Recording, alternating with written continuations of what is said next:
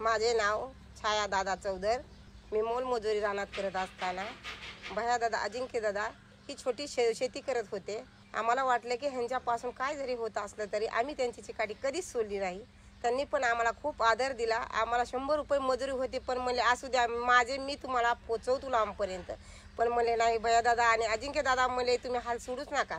बरं म्हणले चालतंय। ती एवढे भारी शिक्षण घेतले त्यांनी, एवढ्या भारतीय विद्यापीठात ती शिक्षण घेतले त्यांनी शिक्षण घेतल्यानंतर आम्ही म्हणले भया दादा आपल्याला ह्याच्यातले लॉस होतोय, नको नाही म्हणले ह्या वर्षी आपल्याला करायचेच। आपण एवढ्या मोठ्या तुम्हाला कुठं नेऊन पोच, पण म्हणलं नको, आम्हाला पण असं वाटतं की तुमची पण तारांबळ होईल, आमची पण नाही म्हणले मी कधीच तुम्हाला सोडू शकणार नाही। बरं म्हणले चालतंय। मध्ये करोनाचा पिरियड आला, आमचे लय हाल व्हायला लागले, पण म्हणले तुम्ही काही सुद्धा काळजी करू नका, म्हणजे तुम्ही इंजेक्शन सगळं मी तुम्हाला करणार म्हणले। बरं म्हणलं चालतंय भया दादा, बरं म्हणलं। परत म्हणलं तुम्हाला घरची काय अडचण असते तरी मला काळ्या रातचं सांगत जावा, तुम्ही काळ्या रातचं सांगत जा, कधी मला फोन नंबर देतो तुम्हाला माझ्या मम्मीचा, फोन करत जावा मला, मी तुम्हाला कसल्याही गोष्टीत कमी पडणार नाही। बरं म्हणलं चालतंय। ही चिकाटी आम्ही त्यांची कधीच सोडून गेलो नाही, पण म्हणले असू द्या, आपल्याला एवढा आधार देत आहे मला ती 100% पुढे यशस्वी होणारच आहे, ते आपल्याला माहितीच होतं।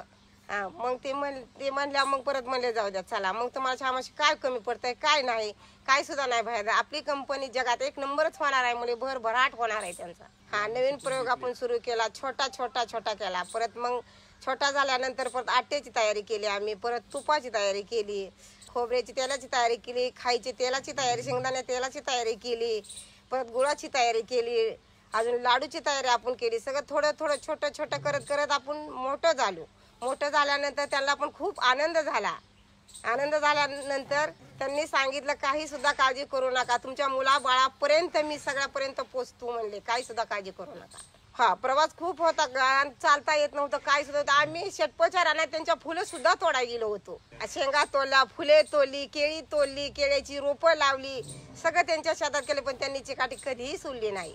जाऊ दे म्हणजे आपण करतोय सगळे भल्यासाठीच करतोय, आणि त्यांचं पण देवानी कल्याण केलं आणि भरभराटीचं त्यांना राज्य आलं। त्यांचं कल्याण झालं की त्यांनी सगळ्याला वाटा दिला, सगळ्याचं कल्याण केलं। आज मजूर 100 ते 200 मजूर यांच्यात राहतात, गोरगरिबांचा हिस्सा वाटून घेतात, जिथं अन्न पाणी त्यांना मिळतात त्यांच्या घरापर्यंत सुद्धा पोच होते। आरोग्य सेवा असेल, कोण आजारी पडला असेल, कोणाचं काय दुखतंय ती सांगा म्हणतात, कोणाच्या घरी जाऊन चौकशी करतात, बसतात, तुम्हाला काय कमी आहे, काय जास्त आहे मला सांगा, माझ्यापर्यंत पोचा।